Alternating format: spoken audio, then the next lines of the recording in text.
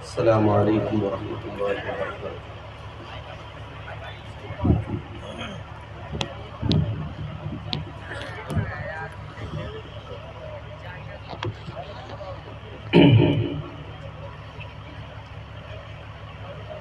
الحمد للہ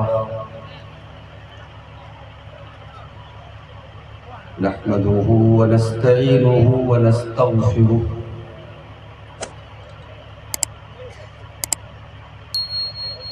ونعوذ بالله من شرور أنفسنا ومن سيئات أعمالنا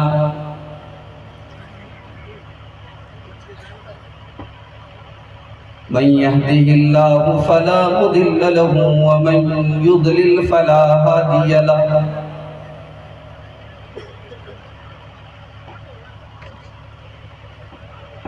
وأشهد أن لا إله إلا الله وحده لا شريك له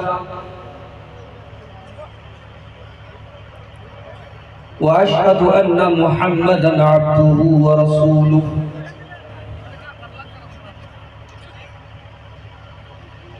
يا أيها الذين آمنوا اتقوا الله حق تقاته ولا تموتن إلا وأنتم مسلمون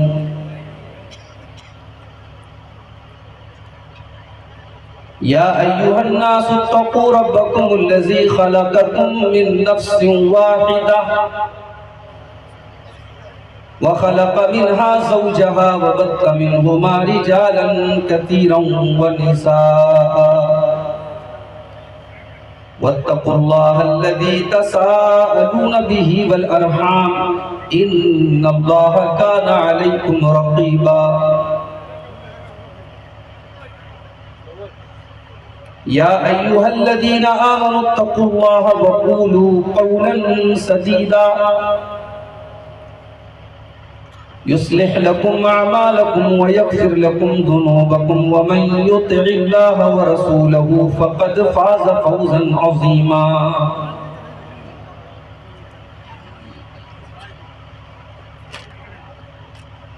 أما بعد فإن خير الحديث كتاب الله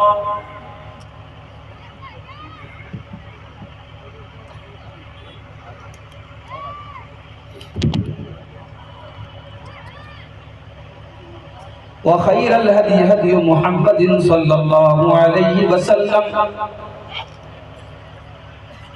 وشر الأمور محدثاتها وكل محدثة بدعة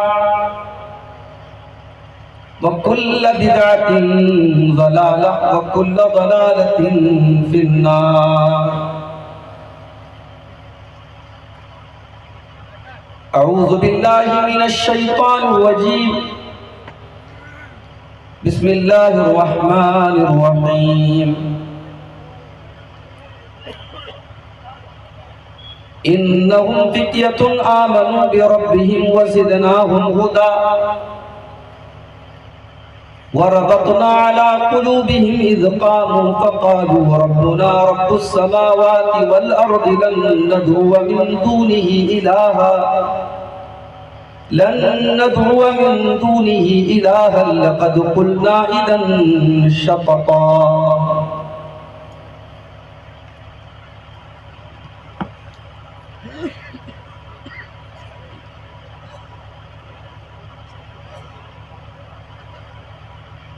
فتنہ عشق میں مبتلا ہو گئے فتنہ عشق میں مبتلا ہو گئے اجنبی راستوں میں فنا ہو گئے جانتے ہیں سبھی پر نہ مانے کوئی جانتے ہیں سبھی پر نہ مانے کوئی اس موبائل سے ہم بے حیا ہو گئے اس موبائل سے ہم بے حیا ہو گئے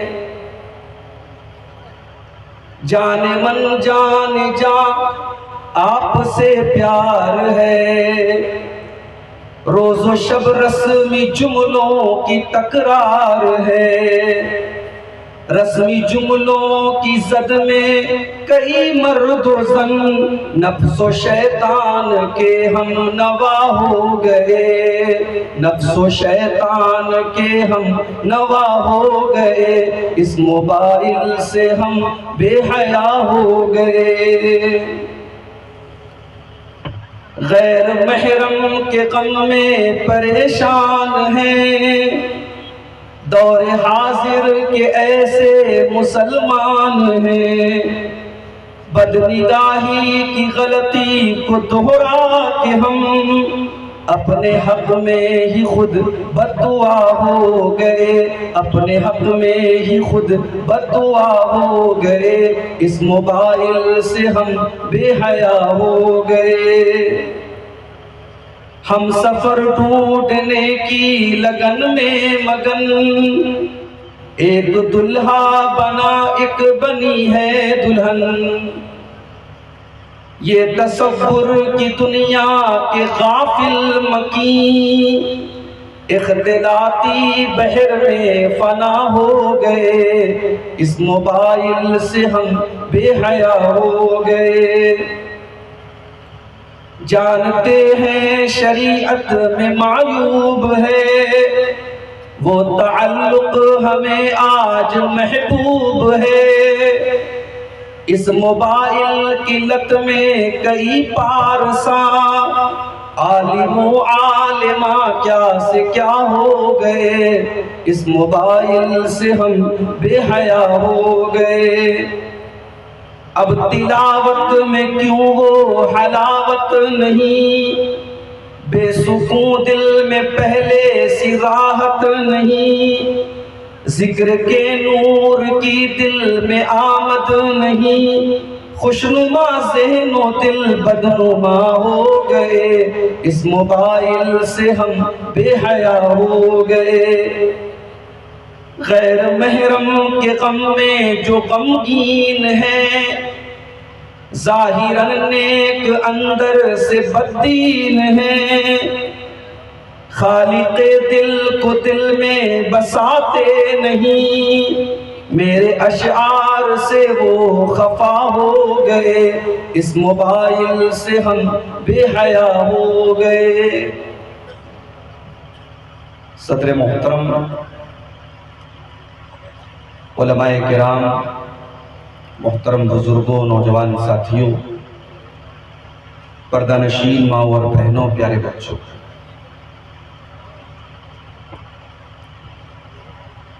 آج کی یہ کانفرنس جس کی تیاری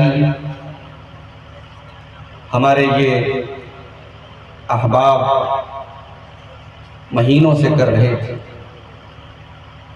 بڑی خوبصورتی کے ساتھ آج کی یہ کانفرنس منعقد ہوئی، اور اب تک آپ نے جماعت کے بڑے نامور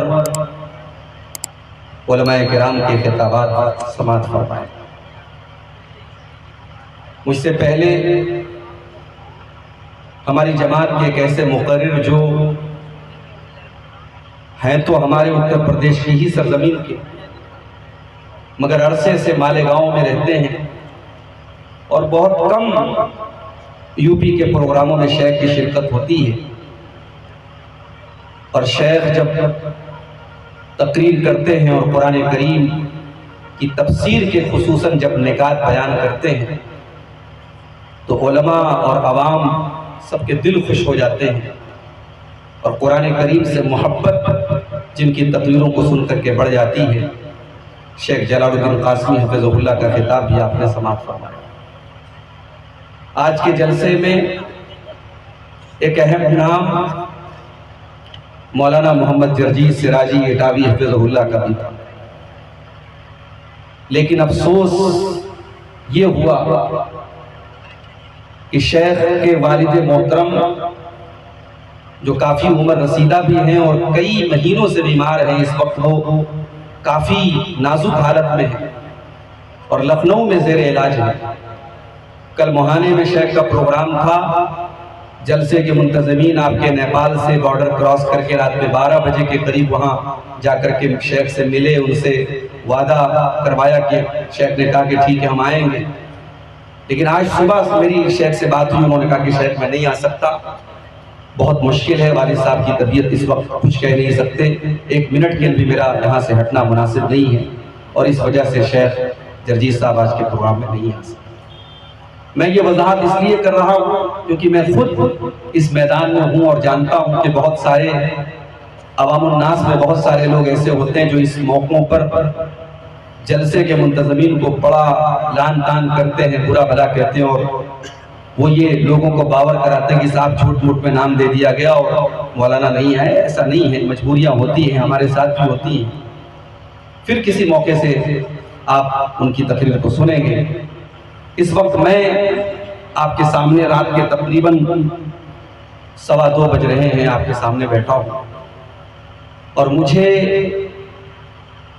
یہاں کے منتظمین نے نوجوانوں کے اندر پائی جانے والی ایک بہت بری لعنت جس کو ہم نشہ کہتے ہیں، نشے کے اوپر خاص طور سے خطاب کرنے کو کہا تھا، لیکن میں نے یہ مناسب سمجھا کہ جب ہم بات نشے کی کریں گے تو پھر ہم ایک عمومی بات کریں گے اور نوجوانوں کے اندر پائے جانے والے مختلف بگاڑ کو ہم دیکھیں گے کہ آج ہمارے نوجوانوں میں کون کون سی ایسی چیزیں ہیں جو ہمارے نوجوانوں کو برباد کر رہی ہیں، ہمارے نوجوانوں کو کھوکھلا کر رہی ہیں۔ اور جب ہم بات نوجوانوں کی کریں گے تو ہماری تقریر کا ایک پہلو ہماری ماؤں بہنوں کے تعلق سے بھی ہوگا کہ سماج کی بربادی میں اور سماج کو بنانے میں خواتین کا کیا کردار ہو سکتا ہے، عورتوں کا کیا کردار ہو سکتا ہے۔ تقریر کا آخری پہلو ہمارا اس پر بھی ہوگا انشاءاللہ۔ اس سے پہلے کہ میں نوجوانوں کے اندر پائے جانے والی کچھ برائیوں اور کچھ خرابیوں کی طرف اشارہ کروں، سب سے پہلے ہم یہ دیکھ لیں کہ ہماری شریعت میں ایک نوجوان کو کیا مہتو دیا گیا ہے، کیا اہمیت دی گئی ہے۔ ایک مسلمان، ایک اسلامی شریعت کی نظر میں ایک نوجوان کا امپورٹنس کیا ہے، اس کی اہمیت کیا ہے۔ میرے بھائیوں، کل جمعہ کا دن ہے، اللہ ہمیں اور آپ کو اگر توفیق دے گا ہم جمعہ کے دن سورہ کہف کی تلاوت کریں۔ سورہ کہف میں اللہ تعالیٰ نے ایک واقعہ بیان کیا۔ واقعہ مختصر میں یہ ہے کہ اللہ کے کچھ بندے ایسے تھے جو اپنے ایمان کو بچانے کے لیے، اپنے دین کو بچانے کے لیے اپنے گاؤں کو، اپنی بستی کو چھوڑ کر کے، اپنے ماں باپ کے گھر کو، اپنے عیش و آرام کو چھوڑ کر کے ایک پہاڑ کی گفا میں، ایک غار میں جا کر کے پناہ لے لیتے۔ یہ جو چند لوگ تھے انہی کو اصحاب کہف کہتے ہیں، اور سورہ کہف میں بنیادی طور پر ان کا واقعہ بیان ہے۔ اللہ تبارک و تعالیٰ نے جب اصحاب کہف کا واقعہ بیان کیا تو اللہ تبارک و تعالیٰ نے ایک چیز کو ہائی لائٹ کیا ہے، ایک چیز کو اللہ تعالیٰ نے فوکس کیا ہے اور خاص طور سے بیان کیا ہے۔ وہ چیز کیا ہے؟ اِنَّهُمْ فِتْيَةٌ آمَنُوا بِرَبِّهِمْ، یہ چند نوجوان تھے جو اپنے رب کے اوپر ایمان لائے۔ خاص طور سے اللہ تعالیٰ نے ان نوجوانوں کی عمر کو بیان کیا، گویا اللہ تعالیٰ ان نوجوانوں کا واقعہ بیان کر کے امت کے نوجوانوں کو یہ درس دے رہا ہے، یہ پیغام دے رہا ہے، یہ سبق دے رہا ہے۔ اے مسلمان نوجوانوں، اگر تمہاری جوانی تم کو غلط کاموں کی طرف لے کر کے جانے لگے، اگر جوانی تمہیں رات میں موج مستی کرنے کی طرف لے کے جانے لگے، جوانی کی راتیں تمہاری شراب و شباب پہ گزرنے لگے، تو اے امت کے نوجوانوں تم ان اصحاب کہف کو بھی یاد کر لینا۔ انہم فتیۃ، یہ بھی تو تمہاری طرح نوجوان تھے، یہ بھی تو 20 سے 22 سال کے 24 سال کے نوجوان تھے، انہوں نے اپنے باپ کا محل چھوڑ کر، اپنے ماں باپ کی گھر چھوڑ کر، اپنا عیش و آرام چھوڑ کر کے اللہ کی توحید کے لیے، اللہ کے دین کے لیے یہ ایک غار میں چلے گئے۔ انہم فتیۃ آمنوا بربہم، یہ چند نوجوان تھے جو اپنے رب کے اوپر ایمان لائے۔ اللہ تبارک و تعالیٰ نے ان نوجوانوں کا خاص طور سے ذکر۔ اور آگے بڑھیے، قرآن مجید میں اللہ تعالیٰ نے ابراہیم علیہ السلام کا واقعہ بیان کیا۔ ابراہیم علیہ السلام اپنی قوم کے اندر اکیلے توحید والے، ساری قوم مشرک ہے، ساری قوم پتھر کے بتوں کی عبادت کر رہی ہے۔ اکیلے توحید پر ابراہیم علیہ السلام ہے، اور اتنا بڑا خطرے کا کام یہ کرتے ہیں کہ اپنی قوم کے بت خانے میں داخل ہوتے ہیں اور اپنی قوم کے سارے معبودوں کو توڑ دیتے ہیں، ان کو ریزہ ریزہ کر دیتے ہیں، ان کو چورا چورا کر دیتے ہیں، ایک بڑے والے بت کو چھوڑ کر کے باقی سارے بتوں کو توڑ دیتے ہیں۔ قوم کے لوگ جب میلے سے واپس آتے ہیں اور اپنے معبودوں کی یہ ضرورت دیکھتے ہیں تو قوم کے لوگ کیا کہتے ہیں؟ کہتے ہیں من والا ھذا بآلہتنا، ہمارے معبودوں کے ساتھ یہ سلوک کس نے کیا ہے؟ قالوا سمعنا فتى یذکرهم یقال له ابراہیم۔ تو قوم کے کچھ لوگ کہتے ہیں ہم نے ایک نوجوان کو دیکھا ہے جس کا نام ابراہیم ہے، وہی بتوں کے پیچھے پڑا رہتا ہے، وہی بتوں کی برائی کیا کرتا ہے، یہ کام ضرور ابراہیم کا ہوگا۔ میرے پیارے ساتھیوں، اتنا بڑا رزق لینا، اپنی جان کا رزق لینا اور اپنے پورے قوم سے ٹکر لینا، یہ کام اگر کر سکتا ہے تو ابراہیم نام کا ایک نوجوان ہی کر سکتا ہے۔ یہاں پر بھی اللہ تعالیٰ نے ابراہیم علیہ السلام کی نوجوانی کو خاص طور سے ذکر کیا اور امت کے نوجوانوں کو یہ بتایا کہ اے امت محمدیہ کے نوجوانوں، شرک کا خاتمہ کرنا اور توحید کو دنیا میں عام کرنا، اگر یہ کام کوئی کر سکتا ہے تو نوجوان ہی کر سکتا ہے۔ نوجوانوں کو سب سے زیادہ اگر کسی بات کا ڈر ہوتا ہے تو شہوت کے فتنے کا ڈر ہوتا ہے۔ کہتے ہیں جوانی بڑی مستانی ہوتی ہے، جوانی کی عمر میں انسان کے بہکنے کے چانس زیادہ ہوتے ہیں، اسی لیے اللہ کے پیارے نبی نوجوانوں کے جذبات کا بہت خیال رکھتے تھے۔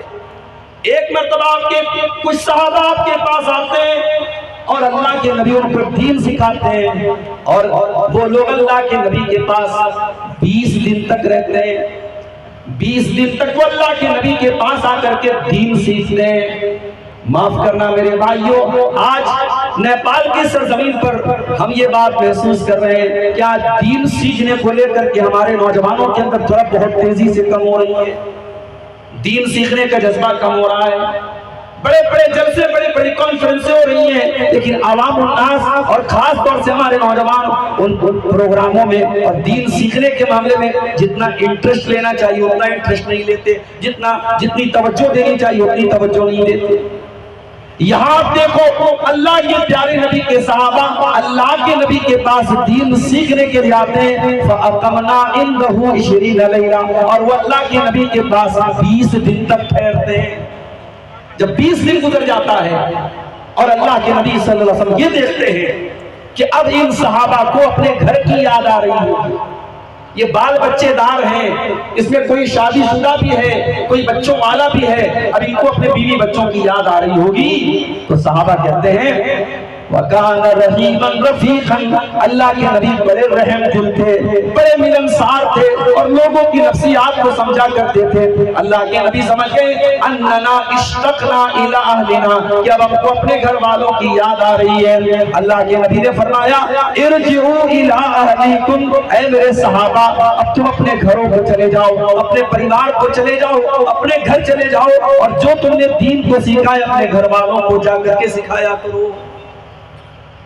جب نوجوانوں کے جذبات کو، ان کے ایموشنز کو اللہ کے پیارے نبی محسوس کرتے تھے اور ان کے حساب سے اللہ کے نبی سے بات کرتے۔ ایک مرتبہ اللہ کے نبی نے نوجوانوں کو خطاب کر کے فرمایا یا معاشر الشباب من استطاع منکم الباءۃ فلیتزوج، اے نوجوانوں جو تم میں سے نکاح کرنے کی طاقت رکھتا ہے، جو شادی کرنے کے قابل ہے، جو شادی کی ذمہ داری کو اٹھا سکتا ہے، فلیتزوج، وہ جلدی سے شادی کر لے۔ اگر شادی کے قابل ہو وہ شادی کرو، اس میں دیر مت کرو۔ کیوں؟ فَإِنَّهُ أَغَضُّ لِلْبَصَرِ وَأَحْسَنُ لِلْفَرْجِ، اس لیے کہ جب تم نکاح کر لو گے، جب تمہارے گھر میں بیوی آ جائے گی تو اس سے دو فائدہ ہوگا، ایک تو تمہارا تاکنا جھانکنا کم ہو جائے گا، تمہاری آنکھوں کی حفاظت ہوگی. جب تمہارے گھر میں بیوی آ جائے گی تو تمہاری آنکھیں محفوظ ہو جائیں گی, تمہاری آنکھیں جھک جائیں گی. وَأَحْسَنُ لِلْفَرْجِ, اور جب اللہ تعالیٰ نے تمہاری شہوت کو پورا کرنے کا ایک حلال انتظام کر دیا ہے, بیوی کی شکل میں تمہاری وہ جائز خواہش پوری ہو جائے گی تو تمہاری شرمگاہ بھی محفوظ ہو جائے گی, تم حرام کاری سے, زنا کاری سے بچ جاؤ گے.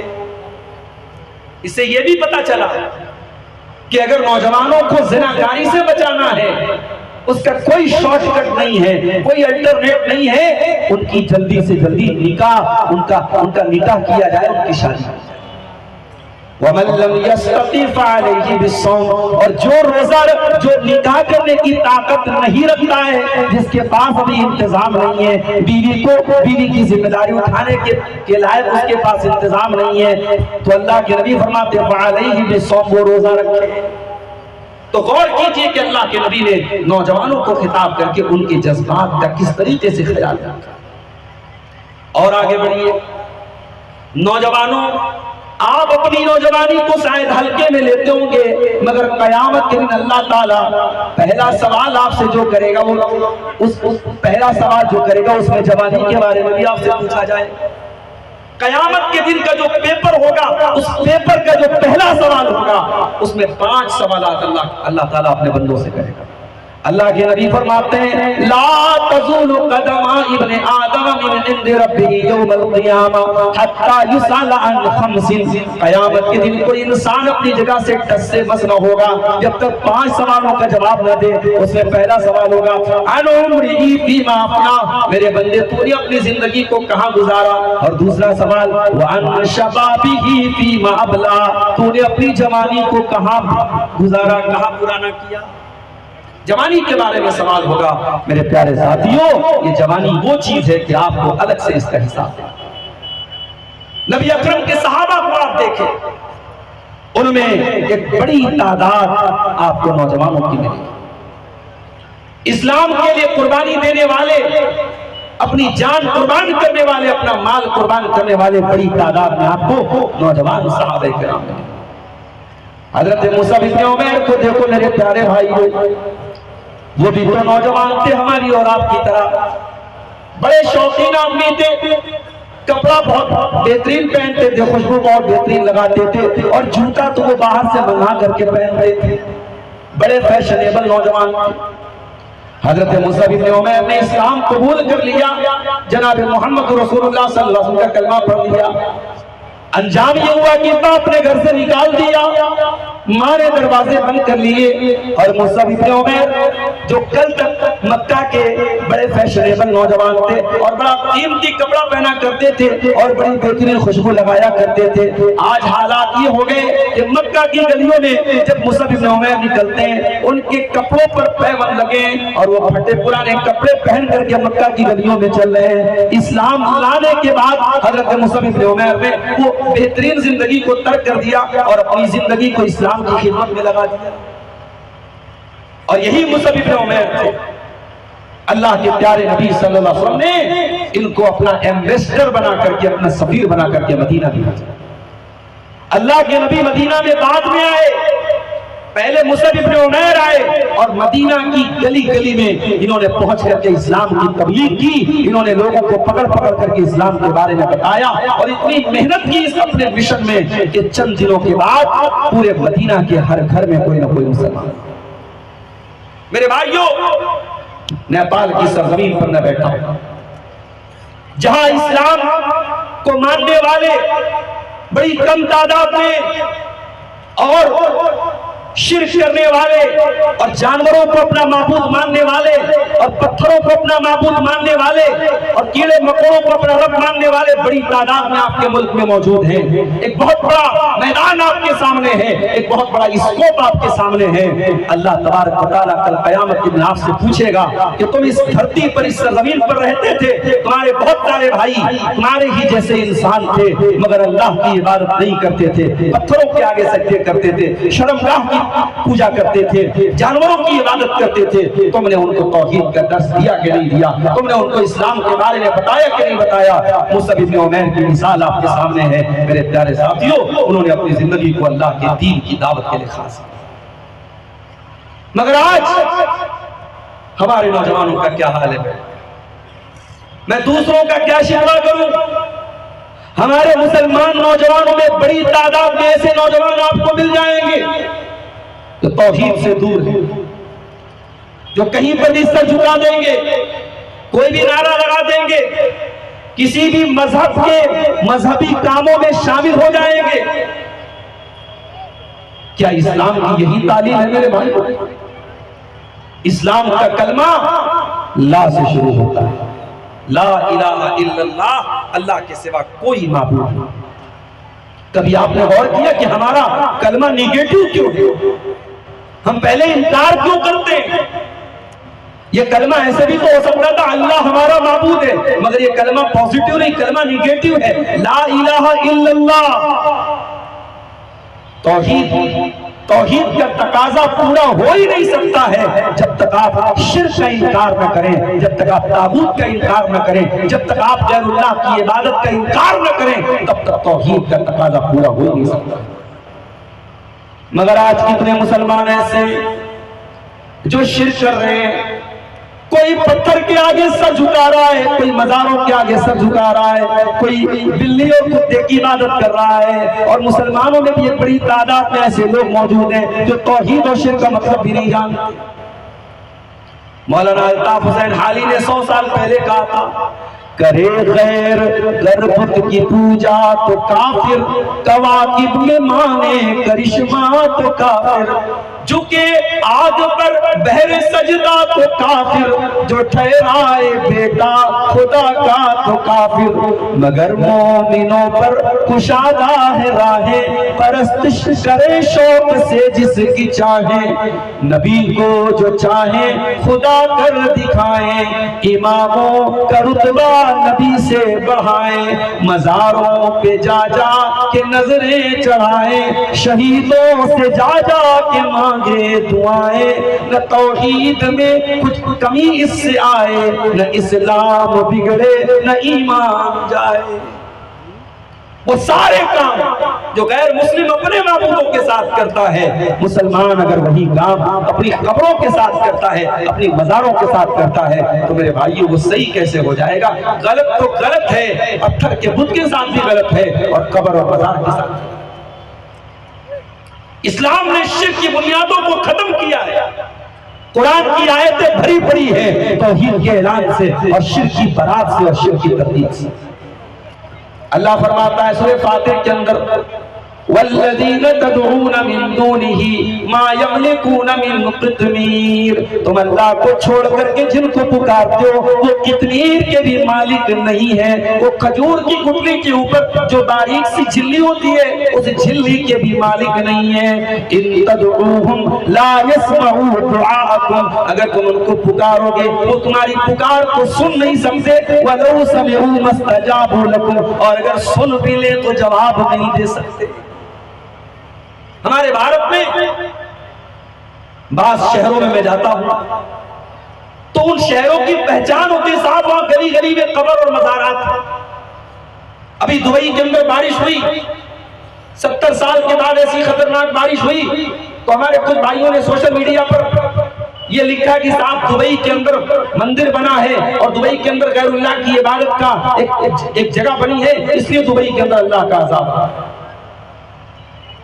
میں نے کہا کہ اگر اللہ کا عذاب مندر کے بننے سے آ رہا ہے تب تو ہمارے بھارت کو اور ہمارے ملک کو اور ہمارے شہروں کو تو بہت پہلے برباد ہو جانا چاہیے۔ ہمارے شہروں میں ہمارے ملک میں تو گلی گلی نگر نگر اور ہر چوراہے پر کوئی نہ کوئی غیر اللہ کی عبادت کا گھر موجود ہے۔ جو غلط ہندوستان میں ہے وہی غلط دبئی میں بھی ہونا چاہیے۔ اگر آپ کے ملک میں کوئی کام ہو رہا ہے اور وہ آپ کی نظر میں اتنا غلط نہیں ہے تو دبئی اور سعودی عرب میں وہی کام ہو رہا ہے تو آپ اس پر اعتراض کریں صاحب وہاں یہ ہو رہا ہے وہاں وہ ہو رہا ہے۔ آپ اپنے گلی اپنے محلے اپنے گھر اور اپنے خاندان کی آپ کو خبر نہیں اور آپ بیٹھ کر کے دبئی اور سعودی عرب کے حالات کا ٹھیکرا اپنے سر کو پھوڑ رہے ہیں۔ معاف کرنا میرے بھائی، یہ سوشل میڈیا کا دور ہے۔ انسان دوسروں کے لیے جج بن گیا اور اپنے لیے وکیل بن گیا اور دوسروں کی چھوٹی چھوٹی چیزیں اس کو نظر آ رہی ہے اور اپنی بڑی بڑی چیزیں اس کو نظر نہیں۔ پہلے ہم اپنے آپ کو شرک سے بچائیں، کہیں ہمارے گھر میں تو شرک نہیں ہو رہا ہے؟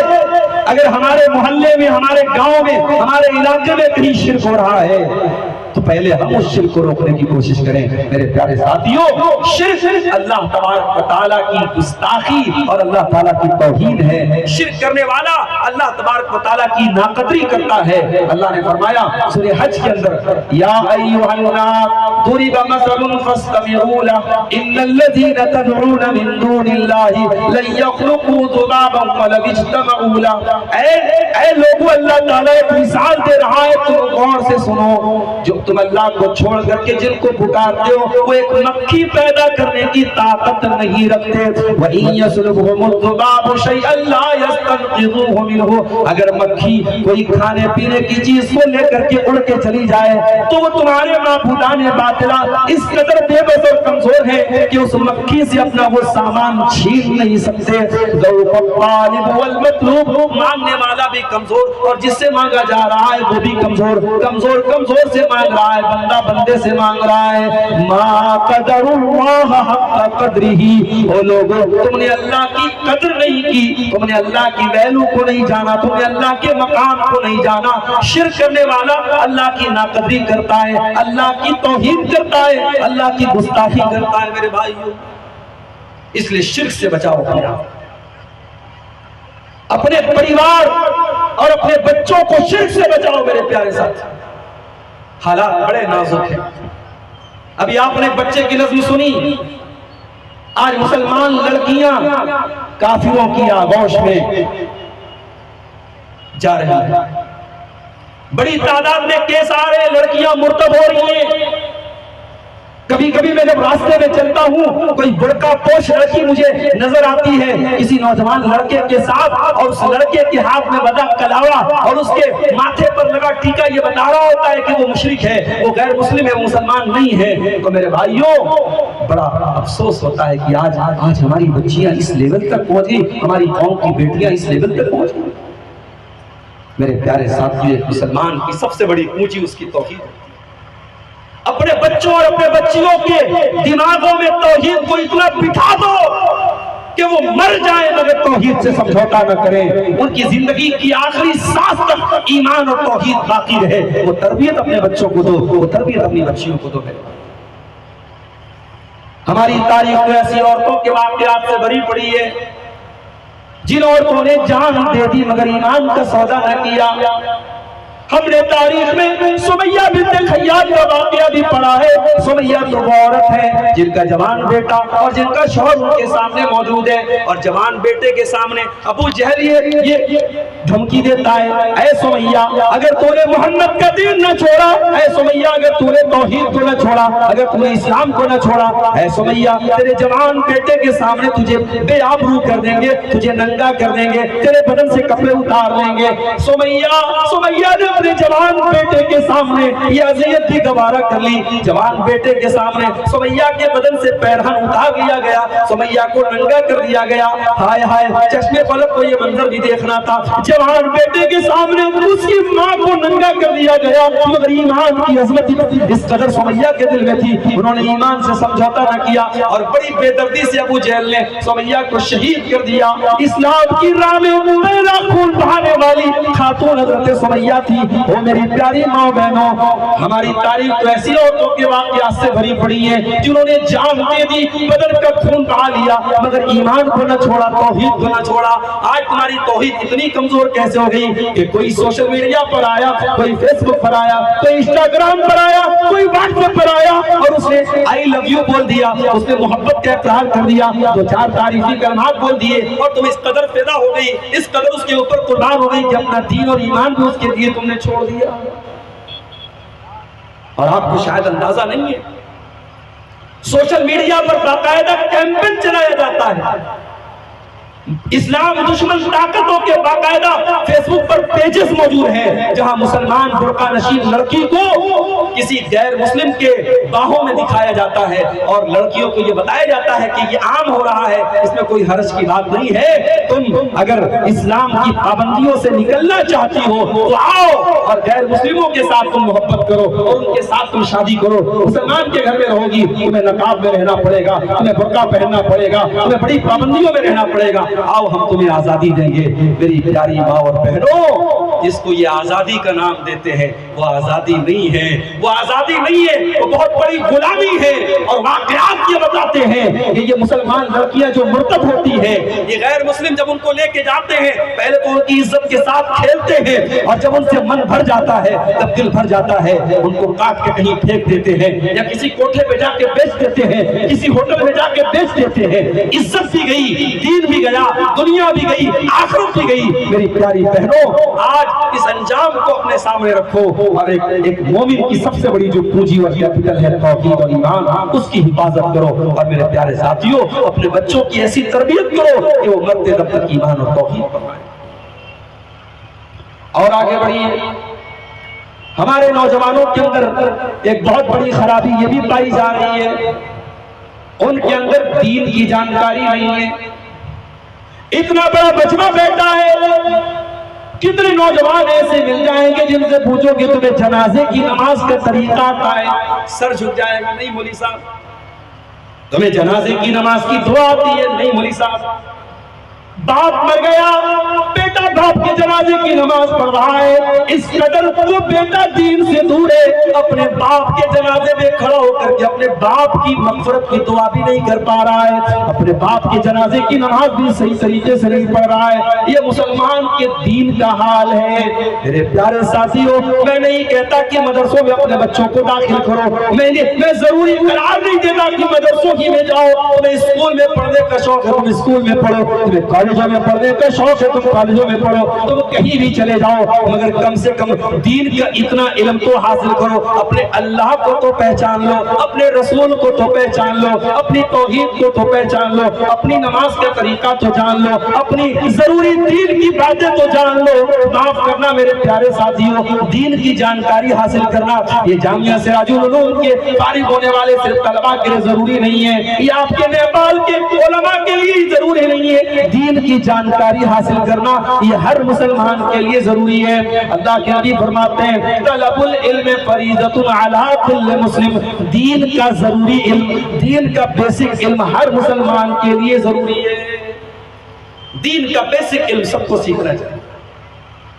آج حالات یہ ہے، ابھی ایک نوجوان مجھ سے پوچھ رہا تھا مولوی صاحب، بیوی سے ملاقات کے بعد اگر انسان ناپاک ہو جائے تو کیا اپنے کمر کے نیچے کے حصے کو اگر وہ دھو لے، پانی سے صاف کر لے، تو کیا وہ نماز پڑھ سکتا ہے؟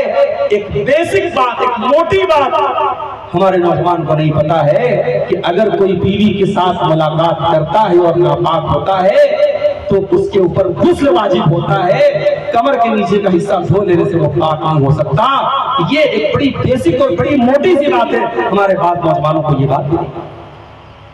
کتنی عورتیں ہیں ان کو حیض اور نفاس کے جو ضروری مسائل وہ نہیں معلوم، کتنے ہمارے مرد حضرات ہیں ان کو غسل کا طریقہ نہیں معلوم ہے، ان کو وضو کا طریقہ نہیں معلوم ہے، ان کو نماز کی دعائیں نہیں معلوم ہے۔ میرے پیارے ساتھیوں، آج ہم دین سے اس قدر، ہاں دنیا کی جانکاری آپ پوچھ لو، پالیٹکس کے بارے میں آپ پوچھ لو، کرکٹ کے بارے میں آپ پوچھ لو، بالی ووڈ کی فلموں کے بارے میں آپ پوچھ لو، جنرل نالج آپ پوچھ لو، بہترین معلومات ہے، لیکن دین کی معلومات زیرو ہے۔ اللہ ایسے ہی لوگوں کے بارے میں قرآن میں کہتا ہے یعلمون ظاہرا من الحیات الدنیا، یعلمون ظاہرا من الحیات الدنیا وہم عن الآخرۃ ہم غافلون۔ میرے کچھ بندے ایسے بھی ہوتے ہیں جو دنیا کی بڑی جانکاری رکھتے ہیں مگر آخرت کے سے بالکل غافل ہوتے ہیں، آخرت کی کوئی جانکاری ان کو نہیں ہوتی۔ امام سفیان ثوری کہتے ہیں کہ بعض لوگ اتنے ماہر ہوتے ہیں کہ سونے کا سکہ اپنے انگلی کے ناخن پہ رکھ کے بتا دیں گے کہ سونے کے سکے کا وزن کتنا ہے، لیکن 2 رکعت نماز پڑھنے کہہ دو تو نہیں پڑھ پائیں گے۔ امام سفیان ثوری آج سے 1200-1300 سال پہلے کے عالم ہیں، تابعی ہیں، وہ کہہ رہے ہیں کہ اپنے دور کے بارے میں کہہ رہے ہیں کہ بعض لوگ ایسے ہوتے ہیں۔ آج ہم 1445 ہجری میں اور 2024 عیسوی میں بیٹھے ہیں، آج کے دور میں ہمارے بہت سارے نوجوان آپ ایسے مل جائیں گے جو بڑی بڑی باتیں کریں گے، دنیا کی بڑی جانکاری ہے مگر دین کے معاملے میں بالکل زیرو ہے۔ یہ ہمارے نوجوانوں کا بہت بڑا مسئلہ ہے، دین کا علم ان کے پاس۔ اچھا دین کا علم بھی نہیں ہے اور علم حاصل کرنے کے لیے وہ سوشل میڈیا کو، یوٹیوب کو، فیس بک کو آج ذریعہ بنا کے بیٹھے۔ میں بڑے وضاحت کے ساتھ کہہ دینا چاہتا ہوں، مجھے نیپال کے بعض علماء نے واٹس ایپ کے ذریعے یہ پیغام بھی مجھ کو دیا تھا کہ مولانا آپ تقریر کیجئے گا، اس پر بھی بولیے گا۔ ہمارے بہت سارے اہل حدیث نوجوان آج سوشل میڈیا کی وجہ سے بہت سارے فتنوں میں مبتلا ہو رہے ہیں۔ ایک وہ جماعت ہے جو زمین پر اللہ کا قانون نافذ کرنے کی بات کرتی ہے اور دین کی غلط تشریح پیش کرتی ہے، قرآن کی غلط تشریح پیش کرتی ہے، اور جس جماعت کے بانی کی تحریروں میں صحابہ کرام کے خلاف نفرت بھرا مواد موجود ہے، آج ہمارے اہل حدیث نوجوان اس لٹریچر اور اس تحریر اور اس جماعت سے وابستہ ہو رہے ہیں۔ میرے پیارے ساتھیوں، یاد رکھو، زمین پر اللہ کا قانون تب تک نافذ نہیں ہو سکتا ہے جب تک انسان کا عقیدہ صحیح نہ ہو اور جب تک انسان کا منہج صحیح نہ ہو۔ آج آپ اپنے مستند علماء کو چھوڑ کر، اپنے آتھینٹک علماء کو چھوڑ کر آپ انٹرنیٹ سے اپنی پسند کی تقریروں کو سننا چاہتے ہیں۔ جس عالم کی بات آپ کو اچھی لگی، جس اسکالر کی بات آپ کو اچھی لگی، آپ اس کو فالو کرنے لگے، اس کی تقریروں کو سننے لگے، تو معاف کرنا میرے بھائیوں، سوشل میڈیا پر شیعہ حضرات بھی موجود ہیں، سوشل میڈیا پر روافض بھی موجود ہیں، سوشل میڈیا پر حدیث کا انکار کرنے والے بھی موجود ہیں، سوشل میڈیا پر خوارج بھی موجود ہیں، بہت طریقے کے فتنے موجود ہیں۔ آپ دین کا علم اپنے علماء سے سیکھو۔ ہر انسان کو یہ درجہ مت دو کہ اس سے آپ دین سیکھیں گے۔ اللہ کے پیارے نبی نے فرمایا کہ قیامت کے پہلے وہ دور بھی آئے گا کہ دنیا سے علماء اٹھا لیے جائیں گے، اچھے علماء حق دنیا سے اٹھا لیے جائیں گے، حتی اذا لم یبق عالما، یہاں تک کہ جب علماء ختم ہو جائیں گے، اتخذ الناس رؤوسا جہالا، لوگ جاہلوں کو اپنا مفتی بنا لیں گے، لوگ جاہلوں کو اپنا سردار بنا لیں گے، اور ان جاہلوں سے لوگ مسئلہ پوچھیں گے اور وہ جاہل غلط سلط فتویٰ بھی لوگوں کو دیں گے، فضلوا واضلوا، خود بھی گمراہ ہوں گے اور دوسروں کو بھی گمراہ کریں گے۔ تو دین کو آپ علماء سے سیکھو۔ کن علماء سے؟ جو صحیح علماء ہیں، جو قرآن و حدیث کے جانکار علماء ہیں، ان علماء سے میرے پیارے ساتھیوں آپ دین سیکھو، اس لیے کہ دین سے دور ہونے کی بہت بڑی وجہ دین کا علم نہ ہو۔ اور آگے بڑھی، ہمارے نوجوانوں میں ایک بہت بڑی خرابی یہ بھی پائی جا رہی ہے، ان کی زندگی کا کوئی مقصد نہیں ہے۔ وہ قطر میں جاب کر رہے ہیں، گھر پہ پیسہ بیچ رہے ہیں، گھر والے کچھ وہ پیسہ کما رہا ہے اور وہ وہاں پہ بیٹھ کے کام کر رہا ہے۔ اس کی زندگی میں نہ نماز سے کوئی مطلب ہے، نہ اللہ کے دین سے کوئی مطلب ہے۔ کوئی بہت سارے ہمارے نوجوان ایسے جو کوئی جاب کر رہے ہیں، کوئی بزنس کر رہے ہیں، پیسہ تو کما رہے ہیں، بیوی بچوں کا حق تو ادا کر رہے ہیں، مگر اللہ کی توحید کے لیے، اللہ کے دین کے لیے، اللہ کی عبادت کے لیے ان کی زندگی میں کوئی جگہ نہیں ہے۔ میرے پیارے بھائیوں، معاف کیجئے گا، زندگی کا مقصد صرف کھانا کمانا نہیں ہے، صرف انجوائے کرنا نہیں ہے، صرف پیسہ کمانا نہیں ہے۔ زندگی اس سے بڑھ کر کے زندگی کا مقصد بہت اونچا ہے، بہت بلند ہے۔ ہمیں اللہ نے کیوں پیدا کیا؟ فرمایا وَمَا خَلَقْتُ الْجِنَّ وَالْإِنسَ إِلَّا لِيَعْبُدُونَ، میں نے جنات اور انسان کو اپنی عبادت کے لیے پیدا کیا ہے۔ قُلْ إِنَّ صَلَاتِي وَنُسُكِي وَمَحْيَايَ وَمَمَاتِي لِلَّهِ رَبِّ العالمین۔ اے نبی آپ کہہ دیجئے میری نماز اللہ تعالیٰ کے لیے، میری قربانی اللہ تعالیٰ کے لیے، میرا جینا اللہ تعالیٰ کے لیے، میرا مرنا اللہ تعالیٰ کے لیے۔ ایک مسلمان کی زندگی کا مقصد میرے پیارے بھائیوں اللہ کو راضی کرنا ہوتا ہے۔ اگر ہماری زندگی میں یہ مقصد نہیں ہے تو پھر کوئی زندگی کا کوئی مطلب نہیں۔ زندگی میں ہر چیز جب تک اپنے مطلب کو پورا کرتی ہے، یہ موبائل ہے، کبھی آپ غور کیجئے گا، موبائل پر ہم ویڈیو بھی دیکھتے ہیں، موبائل پر فیس بک بھی چلاتے ہیں، موبائل پر چیٹنگ بھی کرتے ہیں، مگر موبائل پر جب کوئی کال آتی ہے، کسی کا فون آتا ہے، ویڈیو پیچھے چلا جاتا ہے، کیلکولیٹر پیچھے چلا جاتا ہے، کیلنڈر پیچھے چلا جاتا ہے، موبائل کے اوپر سب سے سامنے کال آ جاتی ہے۔ یعنی موبائل کو بھی پتا ہے کہ میرا اصل مقصد کال کرنا ہے، میرا اصل مقصد ایک دوسرے کو کنیکٹ کرنا ہے تو اپنے اصل مقصد کو پورا کرنے کے لیے موبائل کے اوپر سب سے اوپر کال آ جاتی ہے۔ میرے پیارے ساتھیوں، آپ پیسہ کمائیے، آپ بیوی بچوں کو خوب اچھی زندگی دیجیے، آپ خوب محنت کیجیے، مگر اپنے زندگی کے مقصد کو مت بھولیے۔ بس ایک سکون بن رہے عاجز کا رہے یاد اللہ کو، اور اپنی حقیقت کو نہ بھولو۔ انسان اپنی زندگی کے مقصد کو پہچانے اور انسان یہ بات یاد رکھے، وہ دنیا میں امتحان دینے آیا ہے، وہ دنیا میں عمل کر رہا ہے، امتحان دے رہا ہے، اور رزلٹ اس کا آخرت میں ملے گا۔ ہم یہاں جو کاٹیں گے آخرت میں، ہم جو یہاں بوئیں گے آخرت میں وہی کاٹیں گے۔ میرے پیارے ساتھیوں، اپنی زندگی کے مقصد پر انسان نہیں پہچانتا ہے، اس سے بڑھ کر کے اس کے لیے بربادی اور تباہی ہوئی۔ ایک اور خرابی ہمارے نوجوانوں کے اندر ہے، ہمارے بہت سارے نوجوان ایسے بھی ہیں جو پیسہ کما رہے ہیں، بڑے اچھے بلڈر ہیں، بڑے اچھے ڈیلر ہیں، وہ لاکھوں کروڑوں کما رہے ہیں، بہت اچھی بات ہے۔ انہوں نے اپنی زندگی کا مقصد دنیا کمانا بنا لیا ہے، وہ دنیا پرست بن گئے ہیں، وہ دنیا کے اس قدر لالچی ہو گئے کہ آخرت کی کوئی طلب اور آخرت کا کوئی ڈر ان کے اندر نہیں ہے۔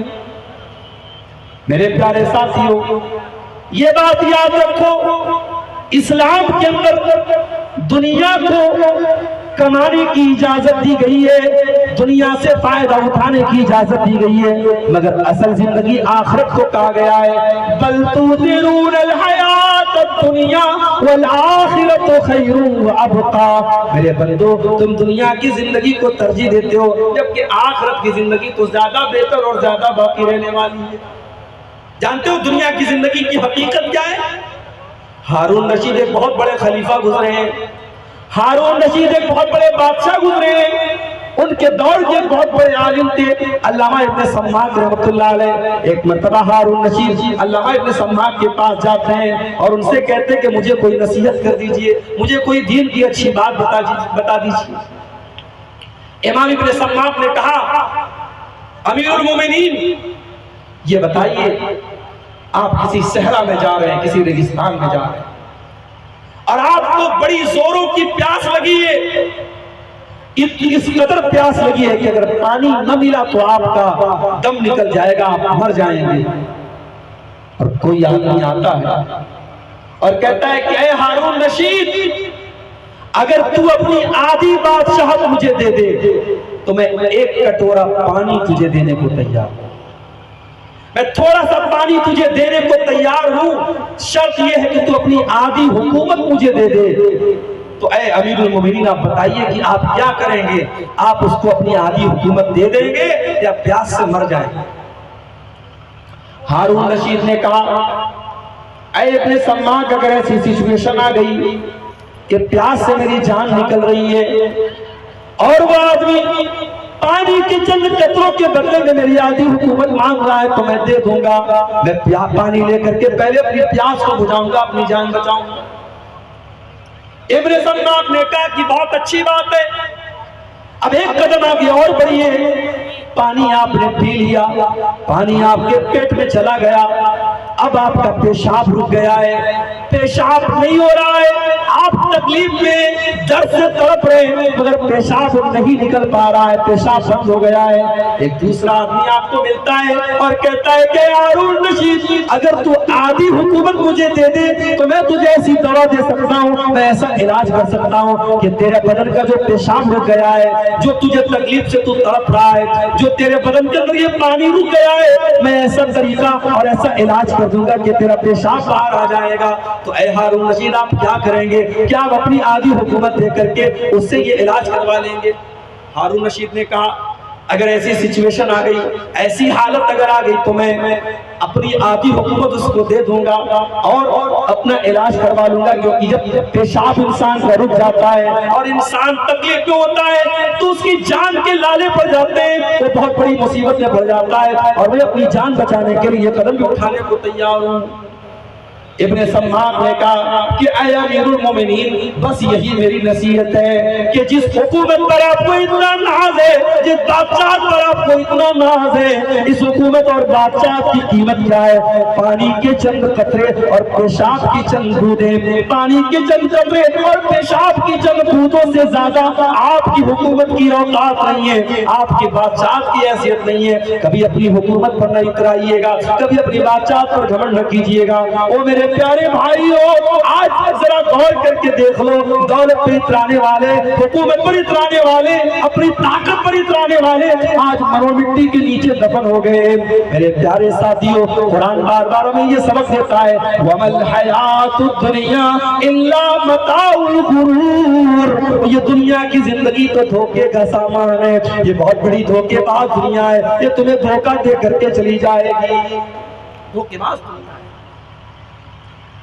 دنیا سے کبھی دل نہ لگانا میرے نبی نے کبھی دنیا سے دل نہیں لگایا۔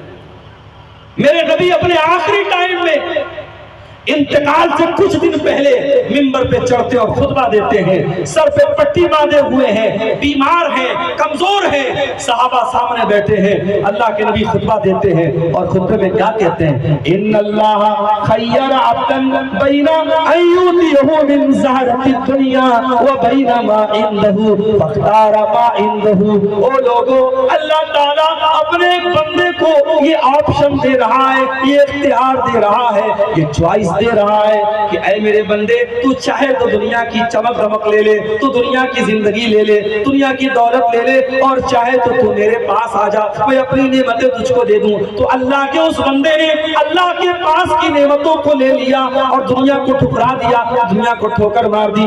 ابھی نبی نے اتنا ہی بیان کیا تھا، ابھی نبی نے اتنا ہی بیان کیا تھا، ابو بکر صدیق رونے لگتے ہیں، ابو بکر صدیق رونے لگتے ہیں اور آنکھوں سے زاروں قطرات آنسو بہنے لگتے ہیں اور کہتے ہیں فدیناک بآبائنا وامہاتنا، اے میرے نبی، میرے ماں باپ آپ کے اوپر قربان ہو جائیں، اے میرے حبیب، میرے ماں باپ آپ کے اوپر قربان ہو جائیں۔ صحابہ کہنے لگے، ہمیں بڑی حیرت ہوئی کہ ابو بکر کیوں رو رہے ہیں، ابو بکر کے رونے کی کیا ضرورت ہے؟ اللہ کے نبی تو ایک عام بات بتا رہے ہیں، مگر ہمیں بعد میں پتا چلا کہ اللہ کے نبی کوئی عام بات نہیں بتا رہے تھے، بلکہ اللہ کے پیارے نبی صلی اللہ علیہ وسلم اپنی بات کر رہے تھے کہ اللہ نے مجھ کو یہ آپشن دیا ہے کہ چاہوں تو میں دنیا کی دولتوں کو لے لوں، میں دنیا کی نعمتوں کو لے لوں، اور چاہوں تو میں آخرت کی نعمتوں کو اور اللہ کے پاس جو نعمتیں میں ان کو لے لوں۔ نبی اپنے رب کے پاس چلے گئے، دنیا کو ٹھکرا دیا۔ میرے پیارے ساتھیوں، نبی نے اپنے گھر میں کبھی سونا چاندی اکٹھا نہ کیا،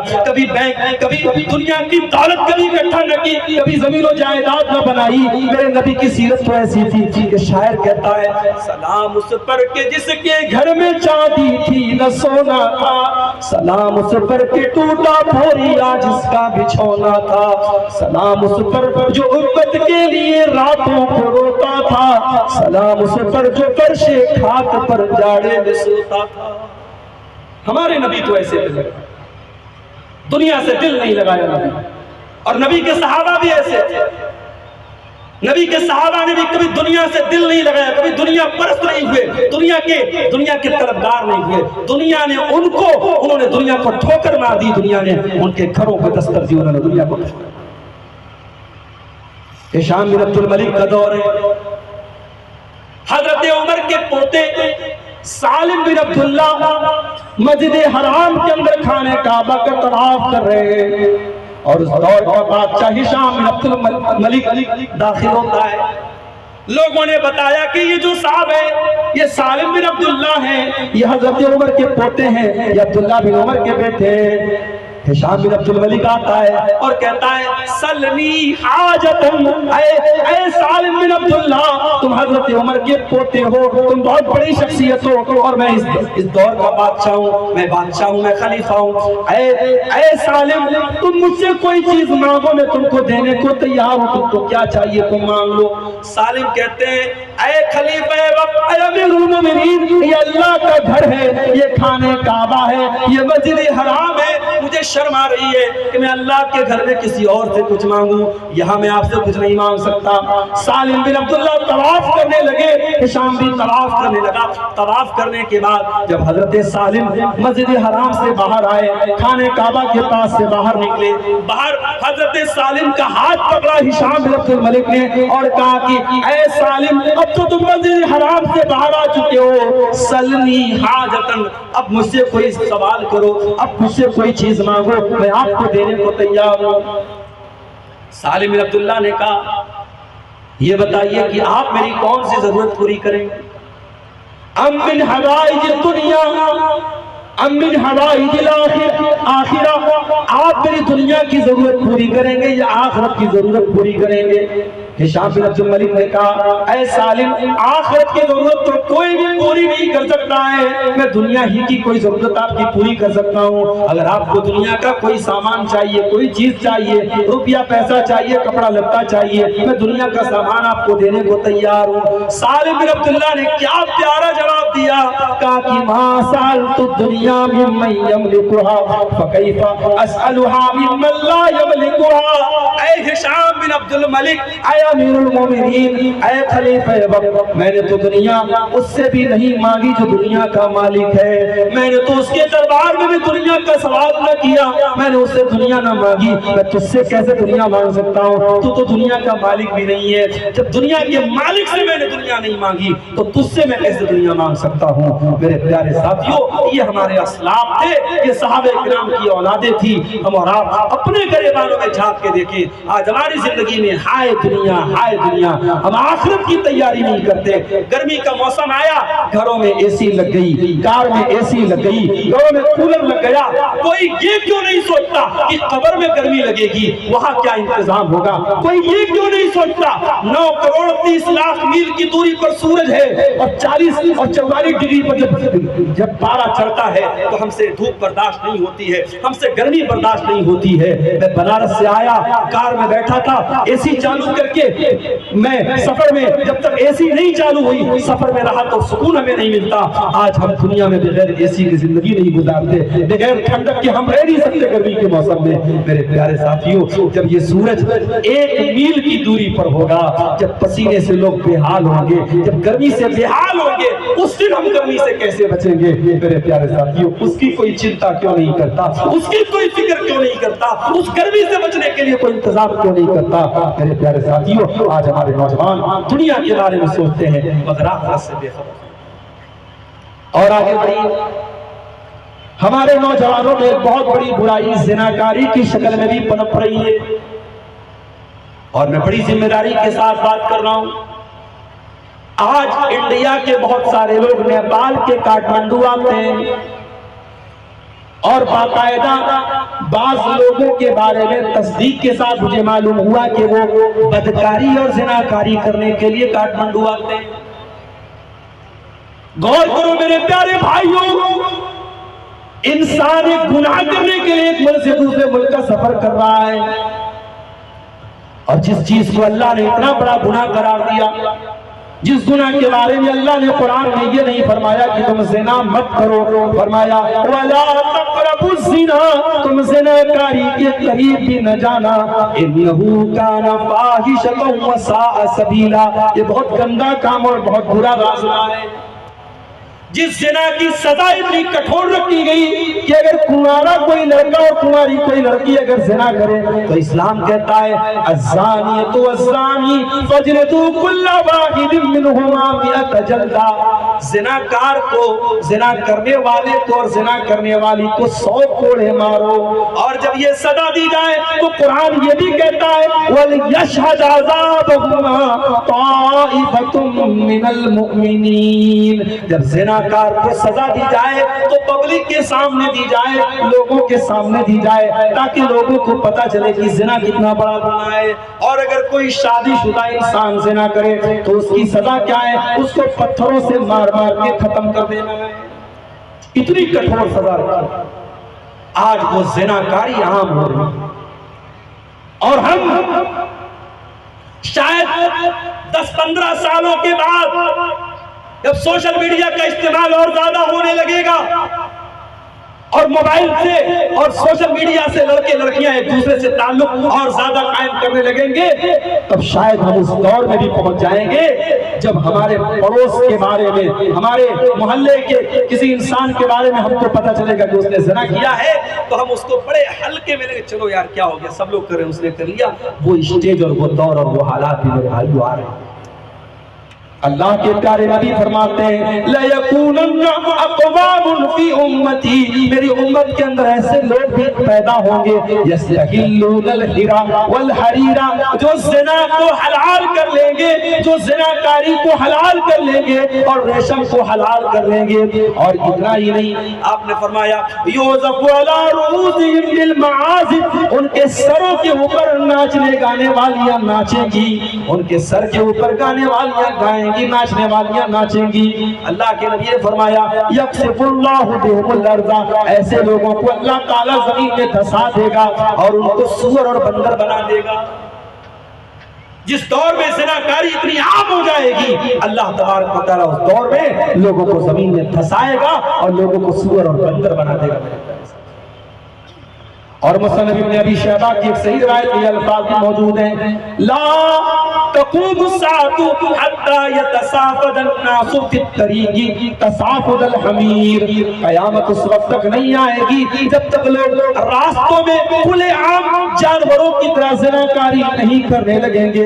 آج جگہ جگہ ہوٹل کھل گئے، آج جگہ جگہ زناکاری کی اڈے کھل گئے، آج آپ دیکھ لیں زناکاری کس طریقے سے عام ہوتی چلی جا رہی ہے۔ میرے پیارے نوجوان ساتھیوں، اپنے نبی کی وصیت کو یاد کرو، اگر اپنے نبی سے محبت کرتے ہو اپنے نبی کی حدیث کو یاد کرو۔ اللہ کے نبی فرماتے ہیں من یضمن لی ما بین لحییہ وما بین رجلیہ اضمن لہ الجنہ، دو چیزوں کی مجھے گارنٹی دے دو، میں تمہیں جنت کی گارنٹی دیتا ہوں، زبان کی گارنٹی دے دو اور شرمگاہ کی گارنٹی دے دو۔ اللہ کے نبی تمہیں گارنٹی دیں گے جنت کی۔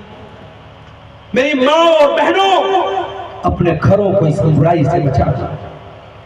اپنی بہنوں سے کہنا چاہوں گا خبردار، کوئی فیس بک پر آ کر کے کہہ دے میں محبت کرتا ہوں، کوئی واٹس ایپ پر آ کر کہہ دے میں محبت کرتا ہوں، کوئی ویلنٹائن ڈے کو پھول دے کر کے کہہ دے میں محبت کرتا ہوں، جھانسے میں نہ آنا، جھانسے میں نہ آنا، یہ محبت نہیں ہے، یہ ہوس ہے، یہ تمہارے جسموں تک پہنچنے کی ناکام کوشش ہے۔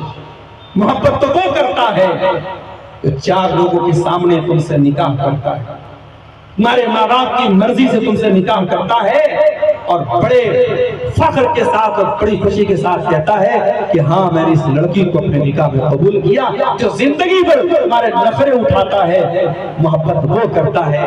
میرے پیارے میری پیاری بہنوں، سوشل میڈیا والی جو محبت ہے یہ کوئی محبت نہیں ہے، محبت وہ ہوتی ہے جو نکاح کے ذریعے ڈیرا کر کے رکھا ہماری جوان نسل کا آج عشق اور محبت کے اس بھوت نے آج زناکاری اور بدکاری کو عام کر۔ اب تو بھائی صاحب لڑکا لڑکی آپس میں ناجائز طریقے سے ملتے ہیں، پھر کسی بات پہ الگ ہو گئے تو میرے ساتھ بریک اپ ہو گیا، بریک اپ ہو گیا، پھر مل گئے تو پیچ اپ ہو گیا۔ یہ بریک اپ، یہ پیچ اپ اور یہ گرل فرینڈ، یہ بوائے فرینڈ، یہ حرام اور ناجائز اور ناپاک رشتے ہیں میرے بھائیوں۔ اسلام میں محبت کا ایک ہی رشتہ ہے اور وہ میاں بیوی کا رشتہ ہے، وہ میاں بیوی کا رشتہ ہے اور یہ وہ محبت ہے۔ بڑے فخر کے ساتھ یہ محبت انسان ظاہر کرتا ہے، جس محبت کو چھپانا پڑے، جس محبت پر شرمندہ ہونا پڑے وہ محبت نہیں ہوتی۔ جس سے چیٹنگ کرنے کے بعد چیٹنگ کو چھپانا پڑے، جس لڑکی سے بات کرنے کے بعد ہسٹری کو ڈیلیٹ کرنا پڑے، وہ محبت نہیں ہے۔ محبت وہ ہے انسان اعلان کہتا ہے کہ ہاں میں اپنی بیوی سے محبت کرتا ہوں، کہیں گھومنے پھرنے جاتا ہے بیوی کو لے کے جاتا ہے، شوق سے بیوی کو کھلاتا ہے پلاتا ہے۔ میرے پیارے ساتھیوں، یہ جائز اور حلال محبت ہے، ناجائز محبت سے اپنے آپ کو بچا لو، زناکاری سے۔ اور جب بات زناکاری کی نکلی ہے تو زناکاری کے جو چور دروازے ہیں ان پر بھی ہمیں اور آپ کو پابندی لگانی ہے۔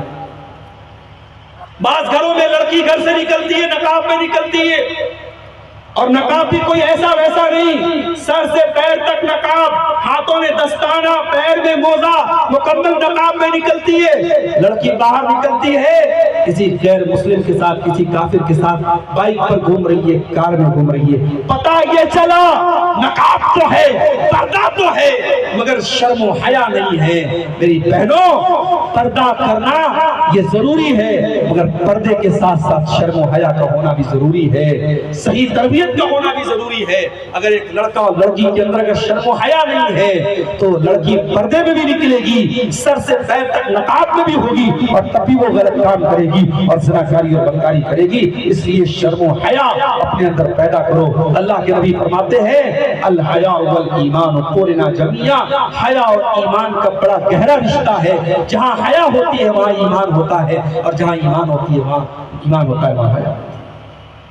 گھروں کے اندر محرم غیر محرم کا فرق نہ ہونا، دیور بھابھی کے بیچ میں ہنسی مذاق کا ہونا، جیجا سالی کے بیچ میں ہنسی مذاق کا ہونا، خالہ کے لڑکوں کے ساتھ، ماموں کے لڑکوں کے ساتھ، چاچا کے لڑکوں کے ساتھ لڑکیوں کا فرینک ہو کر کے باتیں کرنا، یہ سب زناکاری تک پہنچانے والے راستے ہیں۔ جو رشتے غیر محرم ہیں، میں بڑے صاف الفاظ میں کہہ رہا ہوں، جس طریقے سے آپ محلے کے لڑکوں سے اپنی بیٹی کو بچاتے ہیں، اس کے خالہ کے لڑکے سے بھی بچا کے رکھیے، اس کے ماموں کے لڑکے سے بھی بچا کے رکھیے، اس کے چاچا کے لڑکے سے بھی بچا کے رکھیے۔ چاچا کا لڑکا محرم نہیں ہے، ماموں کا لڑکا محرم نہیں ہے، خالہ کا لڑکا محرم نہیں ہے۔ جو غیر محرم ہے، وہ جیسے محلے کا عام لڑکا غیر محرم ہے، ویسے یہ تمام لڑکے غیر محرم ہیں، اور آپ کی جوان بیٹی کو ان سے پردہ کرنا چاہیے اور ان کے سامنے نہیں آنا چاہیے۔ بعض گھروں میں کیا ہوتا ہے، لڑکے کے دوست لوگ آئے، اب لڑکی اپنے بھائی کے دوستوں کو چائے لا کے سرو کر رہی ہے، بھائی کے دوستوں کو لا کر کے بسکٹ دے رہی ہے، چائے دے رہی ہے، اور کہتی صاحب کیا ہو گئے، یہ تو میرے بھائی کے دوست ہیں تو یہ بھی میرے بھائی ہو گئے۔ معاف کرنا، بھائی کے دوست آپ کے بھائی نہیں، اور نہ آپ کے دوست آپ کی بہن کو اپنی بہن سمجھتے، یہ بھی میں بتا دوں۔ کوئی اس غلط فہمی میں نہ رہے کہ صاحب میرا دوست ہے، میرے گھر میں آتا ہے تو میری بہن کو اپنی بہن سمجھتا ہے۔ زبان سے کہہ دینا ایک غلط بات ہے، کوئی کسی کو بہن نہیں سمجھتا ہے، اور نہ اس کے سمجھنے سے وہ بہن ہو جائے۔ اسلام بہت سخت ہے ان تمام معاملات۔ اسلام کہتا ہے کہ سگی بہن آپ کی بہن ہے، کسی کو بہن کہہ دینے سے، کسی کو بہن مان لینے سے وہ بہن نہیں ہو جائے۔ بہن نہیں ہو جائے گا مطلب کہ اسلام میں جو بہن سے جو پردہ نہ کرنے کا کی اجازت دی گئی، یا جو اس کے ساتھ آپ بے تکلف ہو سکتے ہیں، وہ آپ کسی منہ بولی بہن کے ساتھ نہیں ہو سکتے۔ آج کل فیس بک پہ لوگ بہن بھائی بنا رہے ہیں، میری دینی بہن، میری اسلامی بہن، میرے اسلامی بھائی، یہ ڈھکوسلے بند کرو۔ اور اپنی بہنوں سے کہنا چاہتا ہوں، یہ جو تمہارے ان باکس میں آ کر کے تم سے چیٹنگ کرتے ہیں، یہ پہلے دین اور اسلام کی باتیں کر کے ہی تمہیں اپنے جھانسے میں لیتے ہیں۔ ان سے ہوشیار رہو، ان سے خبردار رہو، یہ زناکاری تک لے کے جانے والے چور دروازے ہیں میرے پیارے ساتھی۔ اور اپنے مردوں سے بھی کہنا چاہوں گا، اپنے بھائیوں سے بھی کہنا چاہوں گا، عورت کو جتنا بھی پردے میں رکھ دو، جب تک مردوں کی سوچ اور مردوں کی نظر صحیح نہیں ہوگی، سماج میں شرم و حیا نہیں پیدا ہو سکتا۔ یہاں تو حالات یہ ہیں، عورت پردے میں جا رہی ہے اور 20 سال کا نوجوان اور 20 سال کے نوجوان سے لے کر کے 70 سال کا بوڑھا اسے دور تک گھور رہا ہے۔ یہ عورتوں کو گھورنے کی اور راستوں میں ان کو دیکھنے کی یہ طرف اور یہ حرکت یہ بتا رہی ہے کہ سماج کے مردوں کی تربیت بھی کرنے کی ضرورت ہے، اور سماج کے مردوں کے اندر بھی اخلاق کی بڑی کمی ہے میرے پیارے ساتھی۔ اس لیے قرآن میں اللہ تعالیٰ جب عورتوں کو پردہ کرنے کا حکم دیتا ہے تو پردے کا حکم بعد میں دیتا ہے، پہلے مردوں کو اللہ تعالیٰ حکم دیتا ہے۔ قُلْ لِلْمُؤْمِنِينَ يَغُضُّوا مِنْ أَبْصَارِهِمْ وَيَحْفَظُوا فُرُوجَهُمْ، اے نبی آپ مومن مردوں سے کہہ دیجئے اپنی نگاہوں کو نیچے رکھیں اور اپنی شرمگاہ کی حفاظت کریں۔ جب تک آپ اپنی نگاہوں کو نیچے نہیں رکھیں گے، اپنی شرمگاہ کی حفاظت نہیں کریں گے۔ اور جب سے یہ موبائل ہاتھوں میں آ گیا، اللہ کی پناہ، کیا عالم، کیا جاہل، کیا جوان، کیا بوڑھا، کیا مرد، کیا عورت، کل تک جو چیزیں عیب مانی جاتی تھی آج اس موبائل نے سب کو جائز اور حلال کر دیا. آج علماء بھی فیس بک پر بیٹھ کے ریلز دیکھ رہے ہیں, ان کے ریلز پر بھی ناچ گانے آ رہے ہیں, بےہودہ ویڈیوز آ رہے ہیں. آج یہ آنکھوں سے کیا جانے والا زنا ہر انسان کر رہا ہے. میرے پیارے ساتھیوں, العینان زناہما النظر, آنکھوں سے غلط چیزوں کو دیکھنا یہ آنکھوں کا زنا ہے. اس سے بھی ہم اپنے آپ اور آگے بڑھیں. دو چار پوائنٹ اور بیان کر کے پھر ہم بات اپنی ختم کریں گے. ہمارے نوجوانوں کا ایک مسئلہ اور بھی ہے, اور وہ مسئلہ کیا ہے؟ ہمارے نوجوان بہت سارے نشے کی لعنت میں پڑے. اور نیپال میں ابھی مولانا جلال الدین قاسمی صاحب بتانے لگے کہ سونولی بارڈر پر جیسے ہی اندر آیا, دائیں شراب کی دکان, بائیں شراب کی. اور نیپال کے بارے میں تو فیمس ہے کہ یہاں کی ہوٹلوں میں پانی کم ملے گا, شراب زیادہ ملے گا. شراب اس قدر عام ہے آپ کے ملک میں. اب یہ آپ کے تقویٰ کا امتحان ہے, یہ آپ کے ایمان کا امتحان ہے. آپ اللہ تعالیٰ کیا یہ دلیل دے کے نہیں بچ سکتے کہ میں نیپال میں رہتا تھا, ہمارے کو شراب بہت بکتی تھی. آپ کو شراب سے بچنا ہے میرے بھائی, اس لیے بچنا ہے کیونکہ آپ کے رب نے شراب کو حرام کیا. اور ایک بات بولوں, نشہ کوئی بھی ہو بہت خطرناک ہوتا ہے. نشہ کوئی بھی ہو بہت خطرناک ہوتا ہے. ایک قوم گزری ہے, لوط علیہ السلام کی قوم. وہ کیا کرتی تھی؟ وہ قوم مردوں کے ساتھ اغلام بازی کرتی تھی. مرد کے ساتھ ناجائز کام کرتا تھا, بدکاری کرتا تھا. عورتوں کے پاس جاتے ہی نہیں تھے, ان کے مردوں کے ساتھ بدکاری کرتے تھے. دنیا میں یہ گندا اور خبیث کام سب سے پہلے لوط علیہ السلام کی قوم نے کیا. اللہ نے قرآن میں لوط علیہ السلام کی قوم کے بارے میں فرمایا, لَعَمْرُكَ إِنَّهُمْ لَفِي سَكْرَتِهِمْ يَعْمَهُونَ. اے میرے نبی, آپ کی زندگی کی قسم, آپ کی عمر کی قسم, اے میرے نبی, یہ لوط علیہ السلام کی قوم کے لوگ یہ اپنے نشے میں مست بنے ہوئے ہیں. ان کو نشہ چڑھ گیا ہے. تو نشہ صرف شراب کا نہیں ہوتا, نشہ کبھی کبھی کسی غلط کام کا بھی ہوتا ہے. تو نشہ کوئی بھی ہو بڑا خطرناک ہوتا ہے.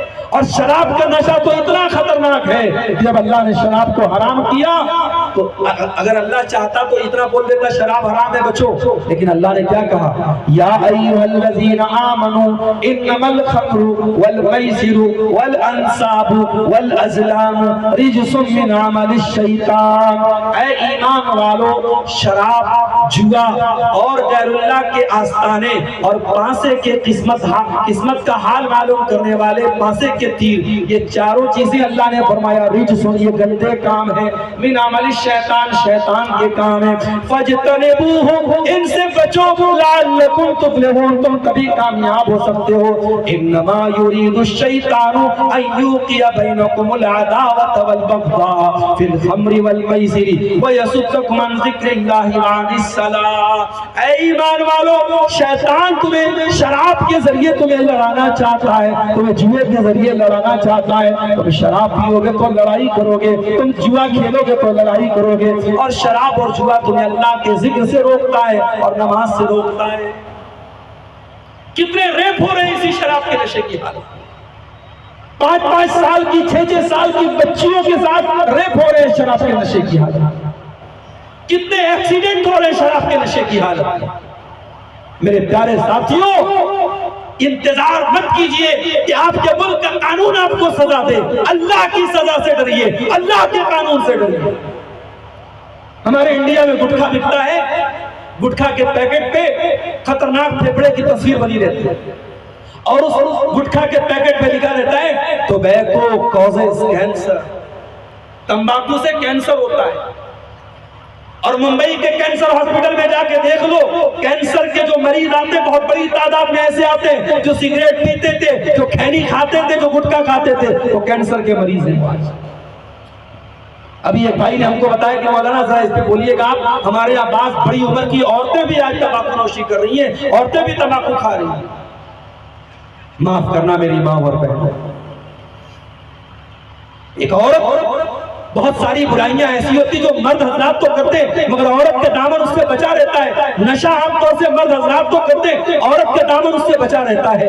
اگر آپ کے گھروں کی عورتیں تمباکو نوشی کر رہی تو یہ بڑے شرم کی بات ہے۔ تمباکو کے پیکٹ پہ لکھا ہوا ہے کہ تمباکو سے کینسر ہوتا ہے، مگر انڈیا کی گورنمنٹ اس کا لائسنس دے رہی ہے، گٹکا بنانے والے اس کو بنا رہے ہیں، بیچنے والے بیچ رہے ہیں، خریدنے والے خرید رہے ہیں، کھا رہے ہیں، سب کچھ ہو رہا ہے۔ اور ٹی وی پر اور ریڈیو پر اور اخبار میں بڑے بڑے ایڈورٹائزمنٹ آتے ہیں کہ صاحب نشہ نہیں کرنا چاہیے اور تمباکو نہیں کھانا چاہیے۔ آئیے میں آپ کو بتاتا ہوں 1400 سال پہلے آپ کو لے کے چلتا ہوں۔ حضرت انس بن مالک کہتے ہیں جب اللہ کے نبی کی طرف سے اعلان کرنے والا اعلان کرتا ہے ایھا الناس حرم الخمر، اے لوگوں شراب حرام ہو گئی ہے، جب نبی کے منادی نے اعلان کر دیا، حضرت انس کہتے ہیں کہ میرے باپ نے مجھ سے کہا کہ جاؤ یہ شراب میرے گھر میں رکھی ہے، جاؤ اس کو گلی میں لے جا کے بہا دو۔ صحابہ نے اپنے اپنے شراب کے پیالے اور شراب کے برتن اپنی گلیوں میں لے جا کے توڑ دیے۔ فجرت فی سکک المدینہ، حضرت انس کہتے ہیں مدینہ کی گلیوں میں شراب پانی کی طرح بہنے لگی، مدینہ کی گلیوں میں شراب اس قدر بہنے لگی کہ پانی کی طرح بہنے لگی۔ تو میرے بھائیوں شراب کو نبی نے کسی ایڈورٹائزمنٹ کے ذریعے حرام نہیں کیا، نبی کا ایک حکم آیا اور صحابہ نے شراب کو چھوڑ دیا اور مدینہ میں شراب کی ندیاں بہنے لگی۔ آپ کب شراب کو چھوڑیں گے؟ میرے نوجوانوں آج گھروں کو برباد کر رہی ہے نشے کی یہ لت، آج رشتوں کو تار تار کر رہی ہے نشے کی یہ لت، آج بچوں کے اخلاق کو بگاڑ رہی ہے نشے کی یہ لت، آج آپ کی نوجوان نسل کو برباد کر رہی ہے نشے کی یہ لت۔ اپنے گھر کو نشے سے بچاؤ، اپنے نوجوانوں کو نشے سے بچاؤ۔ میرے پیارے ساتھیوں اللہ کے نبی فرماتے ہیں کہ کل مسکر حرام، ہر نشہ والی چیز حرام ہے، اور اللہ تبارک و تعالیٰ کا وعدہ ہے کہ جو شراب پیے گا قیامت کے دن اللہ تعالیٰ اسے جہنمیوں کا پیپ اور مواد پلائے گا۔ میرے پیارے ساتھیوں اس کو لذت سمجھ کے پیتے ہو، اس کو اچھا سمجھ کے پیتے ہو، کل قیامت کے دن جہنمیوں کا پیپ اور مواد اس پینے والے کو پلایا جائے گا۔ اللہ ہم سب کی حفاظت کرے۔ نوجوانوں کے اندر نشے کا بڑھتا ہوا چلن آج بہت بڑی تشویشناک بات ہے میرے بھائیوں، اور ہمارے نوجوانوں کو برباد کر رہا ہے۔ اور آگے بڑھیے، ہمارے نوجوان آج حرام کمائی کے چکر میں بھی پڑے ہوئے ہیں، آج راتوں رات امیر بننے کے سپنے دیکھے جا رہے ہیں، سٹے بازی ہو رہی ہے، آن لائن جوا کے ایپس کے ذریعے لوگ پیسہ کما رہے ہیں۔ میرے نوجوان ساتھیوں پیسہ کماؤ حلال طریقے سے اور جائز طریقے سے، پیسہ کمانے کے بہت سارے راستے ہیں، پیسہ کمانے سے منع نہیں کیا گیا اسلام میں، مگر آپ حرام طریقے سے اگر پیسہ لائیں گے وہ آپ کی نمازوں کو برباد کرے گا، آپ کے گھر کے ماحول کو برباد کرے گا۔ اللہ کے نبی فرماتے ہیں کہ جس جسم کے اندر حرام کی کمائی جائے گی ماں فنار اولا بھی، تو وہ جسم جہنم کی آگ میں جلے گا۔ اور اللہ کے نبی یہ بھی فرماتے ہیں یاتی علی الناس زمان، ایک زمانہ ایسا بھی آنے والا ہے لا یبالی المرء من این اخذ المال، انسان پرواہ نہیں کرے گا کہ مال حلال طریقے سے کما رہا ہے یا حرام طریقے سے۔ میں نے وعدہ کیا تھا ماؤں بہنوں کے تعلق سے بھی کچھ باتیں رکھوں گا، وقت زیادہ ہو رہا ہے، دو چار باتیں اپنی ماؤں بہنوں کے بارے میں بات کر کے ہم، چونکہ آپ لوگ کافی ٹائم سے بیٹھ کر کے تقریریں سن رہے ہیں اور اس وقت رات کے 3:15 بج رہے ہیں اور بہت زیادہ آپ کے صبر کا امتحان لینا بھی ٹھیک نہیں ہے۔ عورتوں کے تعلق سے ایک بڑی بنیادی بات آپ کے سامنے یہ رکھنا چاہوں گا، اپنی ماؤں بہنوں کو یہ میسج دینا چاہوں گا کہ آج نیپال میں جلسہ ہوتا ہے، آپ کے گاؤں میں جلسہ ہوتا ہے، آپ بڑے شوق سے جلسے میں آتی ہیں۔ ابھی ایک نئی مسجد جو لمبنی پارک کے سامنے بنی ہے، ہمارے پاس بھائی اس مسجد کو دکھانے گئے، اوپر کافی لمبا چوڑا وہاں پہ اوپر کے فرسٹ فلور پہ عورتوں کے لیے انتظام ہوا ہے، یہ بڑی اچھی چیز ہے۔ اور ہمارے سدھارتھ نگر کے بھی بہت سارے بھائی یہاں آئے ہیں اور علماء بھی بیٹھے ہیں، میں یہ کہنا چاہتا ہوں کہ آپ اپنی مسجدوں میں ضرور عورتوں کا انتظام رکھیں، جمعہ کے خطبے میں ضرور عورتوں کا انتظام رکھیں، یہ اس وقت کی ضرورت ہے میرے بھائیوں۔ سال میں ایک بار تقریر سن لینا عورتوں کی اصلاح کے لیے کافی نہیں ہے، آپ کی مسجد میں عورتوں کا انتظام ہوگا، جمعہ میں عورتیں آئیں گی اور سال کے 52 جمعہ کے خطبے ہوں گے، اور آپ کے گھر کی عورتیں جب جمعہ کا خطبہ سنیں گی ان کے اندر دین کی بڑی جانکاری آئے گی اور بہت ساری برائیوں کی انشاءاللہ اصلاح ہوگی۔ مگر میں اپنی بہنوں سے ایک بات کہنا چاہوں گا، اپنی ماؤں سے ایک بات کہنا چاہوں گا کہ اے میری ماں اور بہنوں، جلسے میں آنا اور تقریر سننا یہ بہت اچھی بات ہے، مگر آپ کا بے پردہ سڑک پہ گھومنا، آپ جوان لڑکی آج جلسے میں آ رہی ہے اور میک اپ کر کے سج کر کے صبر کر کے منہ کھول کے جلسے میں جا رہی ہے، ایسا اگر کوئی عورت کر رہی ہے تو اس سے بہتر ہے کہ وہ جلسے میں نہ آئے۔ جلسے میں آ کر کے اگر کوئی بے پردگی کر رہی ہے، اس لڑکی کا اپنے گھر میں بیٹھے رہنا بہتر ہے، اس کو جلسے میں نہیں آنا چاہیے۔ ایک بات تو یہ یاد رکھیے۔ دوسری بات یہ کہ آپ تقریر سنتی ہیں، آپ جلسے میں جاتی ہیں، لیکن بہت ساری عورتیں ایسی ہوتی ہیں کہ جو علماء سے بہت محبت کرتی ہیں، علماء کی تقریریں سنتی ہیں، مگر اپنے شوہر کے حقوق کا خیال نہیں کرتی، شوہر کی بات نہیں مانتی، شوہر کی عزت نہیں کرتی، شوہر کا جائز حق ادا نہیں کرتی۔ معاف کیجئے گا میری ماں اور بہنوں، آپ کا تقریر سننا اور آپ کا علماء سے محبت کرنا اور آپ کا دین سے محبت کرنا، یہ سب بیکار ہو جائے گا اگر آپ نے اپنے شوہر کا جائز حق اور اس کے جائز حقوق اس کو نہیں دیے۔ اللہ کے پیارے نبی کے پاس ایک عورت آتی ہے، اللہ کے نبی صلی اللہ علیہ وسلم پوچھتے ہیں کہ کیا تو شادی شدہ ہے؟ وہ کہتی ہے ہاں اللہ کے نبی میں شادی شدہ ہوں۔ آپ پوچھتے ہیں کہ تو اپنے شوہر کے لیے کیسی ہے؟ تو کہتی ہے کہ اے اللہ کے رسول، میں اپنے شوہر کی بہت خدمت کرتی ہوں، کمی نہیں کرتی ہوں۔ اللہ کے نبی فرماتے ہیں فانظری اینما انت منہ، تو دیکھ لے تو اپنے شوہر کے ساتھ کیسا سلوک کرتی ہے۔ فانما هو جنتک ونارک، تیرا شوہر ہی تیری جنت ہے اور تیرا شوہر ہی تیری جہنم ہے۔ میری پیاری ماں اور بہنوں، شوہر کو ناراض کرنے والی، شوہر کے حقوق کی حق تلفی کرنے والی عورت جہنم کی حقدار بنے گی۔ اسی لیے اللہ کے نبی سے پوچھا گیا کہ کون سی عورت سب سے بہترین عورت ہے؟ آپ نے فرمایا التی تسرہ اذا نظر، جب شوہر دیکھے تو خوش ہو جائے، وَتُطِيعُهُ إِذَا أَمَرَ، اور جب شوہر کوئی بات کہے تو بیوی مانے، وَلَا تُخَالِفْهُ فِي نَفْسِهَا وَمَالِهِ بِمَا يَكْرَهُ، اور اپنی آبرو کی حفاظت کرے اور شوہر کے مال کی حفاظت کرے۔ میری ماں اور بہنوں، وقت کی ضرورت ہے، آپ اگر ایک ماں ہیں ایک اچھی ماں بنے۔ بچیوں کی تربیت ماں کے ہاتھ میں ہے، بچوں کی تربیت ماں کے ہاتھ میں ہے۔ عربی کا شاعر کہتا ہے الام مدرسۃ اذا اعددتها اعددت شعبا طیب الاعراق، ارے ماں اپنے آپ میں پورا ایک اسکول ہوتی ہے، ایک مدرسہ ہوتی ہے۔ اگر آپ نے سماج کو ایک اچھی ماں دے دیا تو آپ نے ایک اچھی نسل دے دیا۔ میری ماں اور بہنوں، آپ ایک اچھی ماں بنے، ایک ذمہ دار ماں بنے۔ بچیاں بڑی ہو جائیں کہاں جا رہی ہیں، کس سے بات کر رہی ہیں، بے پردہ تو نہیں جا رہی ہے، نماز ٹائم سے پڑھ رہی ہے کہ نہیں پڑھ رہی ہے۔ ایک ماں کو ان سب باتوں پر نظر رکھنی چاہیے۔ بیٹی کیسا کپڑا پہن رہی ہے، کہیں بے حیائی والا کپڑا تو نہیں پہن رہی ہے۔ ماں کی ذمہ داری ہے، باپ کی ذمہ داری ہے کہ گھر میں بے حیائی کو روکے۔ میرے پیارے ساتھیوں، اگر عورتیں بے پردگی کر رہی ہیں تو کہیں نہ کہیں مردوں کی بے غیرتی بھی ذمہ دار ہے۔ اللہ کے پیارے نبی فرماتے ہیں قیامت کے دن 3 لوگ ایسے ہوں گے جن کی طرف نہ تو اللہ تعالیٰ دیکھے گا، نہ ان سے بات چیت کرے گا، نہ ان کو گناہوں سے پاک اور صاف کرے گا۔ ان 3 لوگوں میں وہ انسان بھی ہوگا الدیوث الذی یقر فی اہلہ الخبث، جس کے گھر میں بے حیائی ہو رہی ہو، جس کے گھر میں غلط کام ہو رہا ہو اور اس کو کوئی فرق نہ پڑے، اس بے غیرت مرد کی طرف بھی اللہ تعالیٰ قیامت کے دن نہیں دیکھے گا۔ تو اپنے گھروں کو میرے بھائیوں بے حیائی سے ہم روکیں، گھروں میں نماز کا ماحول پیدا کریں، گھروں میں دین کا ماحول پیدا کریں، علماء سے محبت کا ماحول پیدا کریں۔ کبھی کبھی نیک لوگوں کو اور علماء کو اپنے گھر میں بلائیں، اپنے بچوں کو متعارف کرائیں، گھر کے دسترخوان پر علاقے کے محلے کے نیک اور صالح لوگوں کو بلائیں۔ ان سب چیزوں سے بھی گھر میں میرے بھائیوں برکت آتی ہے اور گھر کی خواتین کے اخلاق پر بھی اثر پڑتا ہے۔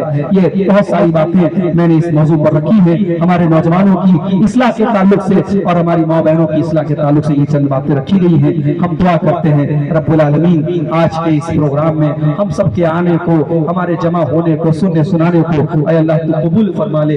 رب العالمین جن بھائیوں کی محنتوں سے آج کا یہ پروگرام منعقد ہوا ہے، بڑی محنتوں اور بڑی قربانیوں اور بڑے خرچ کے بعد یہ پروگرام ہوتے ہیں، اے اللہ اس پروگرام میں آنے والا یا آنے والی کوئی ایک اللہ کا بندہ یا اللہ کی بندی اگر وہ اپنے عمل کی اصلاح کر لے، اپنے عقیدے کی اصلاح کر لے تو اے اللہ ان لوگوں کی محنت کامیاب ہے۔ اے اللہ تو توفیق دے کہ یہ جلسہ، یہ پروگرام با مقصد ہو، اپنے مقصد میں کامیاب ہو۔ کہنے والوں سننے والوں کو سب کو اللہ تو عمل کی توفیق عطا فرما۔ اے اللہ جو ہم میں بیمار ہیں ان کو شفا کامل عطا فرما، جو روزی روٹی سے پریشان ہیں ان کی کاروبار میں برکت نصیب فرما۔ اے اللہ جب تک ہم دنیا میں زندہ رہیں ہمیں اسلام پر زندہ رکھ اور ہم سب کا خاتمہ ایمان پر ہو۔ آپ لوگ جا رہے ہیں، فجر کی نماز کے وقت میں بہت زیادہ ٹائم نہیں ہے، آپ گھروں میں جا کے سو نہ جائیں اور فجر کی نماز ادا کرنے کے بعد ہی آپ جو ہے وہ سوئیں۔ اللہ تعالی ہم سب کو نماز کی توفیق عطا فرمائے، آمین۔ وآخر دعوانا الحمدللہ۔